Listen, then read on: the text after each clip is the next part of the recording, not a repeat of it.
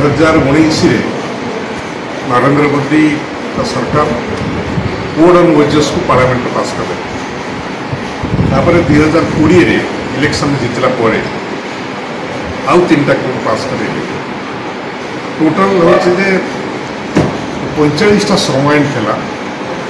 ताधर से 29टा श्रमायन की चेंज करके 44टा श्रमायन 15टा पूरा उच्छेद कले बाकी 29टा 4टा कोड कले ये कोड फल जदि लागू हम कोड एपर्त आईन हो से इम्प्लीमेंट कर 6 वर्ष हो गलानी से एपर्यंत इम्प्लीमेंट कर एपरिक सांबादिक मैंने जो आईन थिला से आईन बड़ी पड़ी नरेंद्र मोदी सरकार सबुठ बेसी आक्रमण आरंभ कर श्रमिक मान कहीं अदानी अंबानी टाटा हिंदुजा एयरटेल एमनकर शोषणटा जमी कौन कठकड़ा रहा पूरा श्रमिक मान से आईन जाल बांधि दे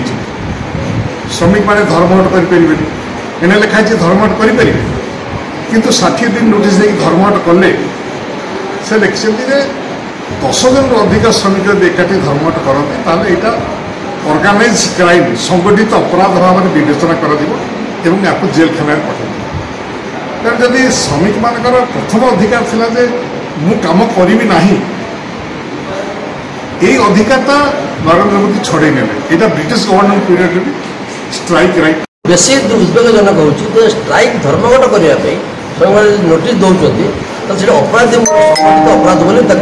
नुआ आईन में कहुता तेणुक श्रमिक मान अधिकार पूरापूरी ध्वंस पाइब कई योजना केंद्र सरकार कर जो कृषि आईन की से प्रत्याहार है लोक आगे भूल मागे गले वो बुझे पारे मोदी भूल मागिले प्रत्याहार है कहले से कृषि आईन की परोक्ष भाव में कार्यकारी करवा विद्युत संपूर्ण घरीकरण करने उद्यम करवा ये समस्त कथा रही रही बेकार निजुक्ति आरंभ कर कृषक मान समस्या 17 दफा दाबी आम रही आदिवासी को जंगल जमी अधिकार बेकार को निजुक्ति खाली स्थान पूरण पेंशन सब पेंशन जो नुआ आईन कर अष्ट वेतन कमिशन ने आगुरी जमी भाव में समस्त पेंशनधारी लागू होता से बंद कर आगुरी कौन होता प्रति पेंशन कमिशन बसला बेले अर्थ कमिशन जो निष्पत्ति होता 100 कोट पेंशन को लागू होता ये प्रथम थर में मोदी सरकार कर 100 कोट लागू हम ना राज्य सरकार मान दायित्व देते राज्य सरकार चाहिए लागू हम ना लागू हम।